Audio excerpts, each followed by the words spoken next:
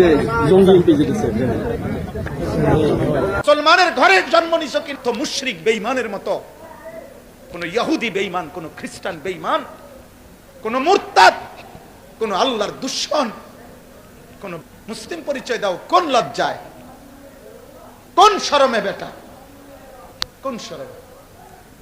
ছি ছি ছি বেটা, ছি। কপালে থুতু মারলাম, থু তোর কপালে, থু তোর কপালে থুতু দিলাম। তুই রবের দুশমন, ইসলামের দুশমন, আল্লাহর দুশমন। আমার নবী সাল্লাল্লাহু আলাইহি সাল্লামের 23 বছরের চোখের পানির কোনো কদর করলা না। আমার নবীর তায়েফের প্রতি ফোঁটা রক্তের কোনো কদর করলা না। আমার নবীর উহুদের ধান্দান শহীদ করা রক্তের কোনো কদর করলা না। যে নবী আমার পেটে পাথর বাঁধছে উম্মতের জন্য ক্ষুধার কষ্টে, হাসরের ময়দানে তিনি জিজ্ঞেস করবে, উম্মত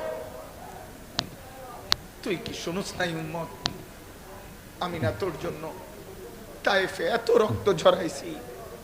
মক্কার কাফের বেটা, নবীজির রক্ত মাখা তায়েফের রক্তাক্ত দেহ, মক্কার সবচেয়ে বড় কাফের উতবা, নবীর বড় দুশমন ছিল যে ব্যক্তি মৃত্যু পর্যন্ত আবু জেহেল আবু লাহাবের সাথে উতবা নামে এই কাফের সর্দার সর্বপ্রথম আমাদের নবী সাল্লাল্লাহু আলাইহি সাল্লামকে তায়েফ থেকে নবী যখন ফিরে আসতে মাঝ পথে রক্ত মাখা দেহ তখনও মুছে নাই।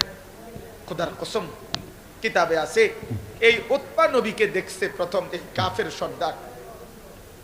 এরই ভাতিজা তো নবীজি আজকে 11 বছর নবীর বিরোধিতা করে গেছে মক্কায়, কিন্তু তায়েফ থেকে নবী ফিরে আসছে উতবার বাগানে নাখলা নামক জায়গায়, মক্কা এবং তায়েফের মাঝামাঝি জায়গায় নবী সাল্লাল্লাহু আলাইহি সাল্লাম যখন ঢুকছে তখন উতবা বাগানে ছিল। সে দূর থেকে তাকাইয়া দেখছে ভাতিজার সারা দেহে রক্ত মাখা, তায়েফ থেকে ফিরে আসছে। আল্লাহর কসম কিতাবে লিখছে সে তো কালেমা পড়ে নাই, কিন্তু এই কাফের সর্দার নবীজির রক্ত মাখা দেহ দেখা চিৎকার দিয়া কাঁদছে আর বলছে, তায়েফবাসী আজ 11 বছর আমরা আমাদের ভাতিজার বিরোধিতা করি, কিন্তু কোনোদিন তাকে এভাবে মারি নাই। তোরা আমার ভাতিজারে কেমনে পারলি এভাবে মারতে?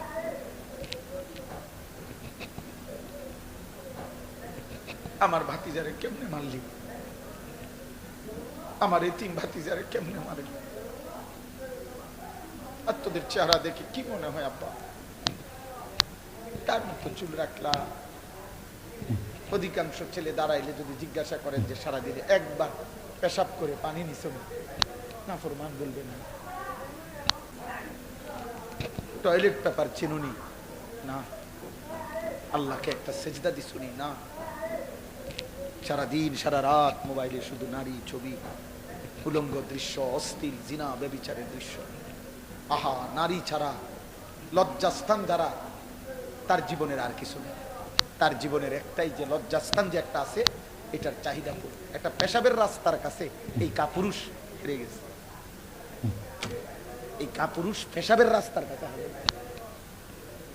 এই কি যুদ্ধ করুন, এই ইসলামের জন্য কি করুন? এ তো সামান্য পেশাবের রাস্তার শাহওয়াত, লজ্জাস্থানের চাহিদা। এর জন্যই এই সারাদিন রাত নারী দেখে, ছবি দেখে, উলঙ্গ দৃশ্য দেখে। এ কি খাবারের চাহিদা পূরণ করে এটা দিয়া? তৃষ্ণার চাহিদা পূরণ করে এটা দিয়া? শরীরের মধ্যে সুস্থতা আনে এটা দিয়া? ভিটামিনের জন্য এটা? তো কি চাচা বলো? তার লজ্জাস্থানের চাহিদা আর কি? তাইলে বেটা কাপুরুষ, তুই বেটা পেশাবের রাস্তার কাছে হারিয়ে গেছে। তোর মতো আকামলা দিয়া পৃথিবীতে হবে কি? বল বেটা।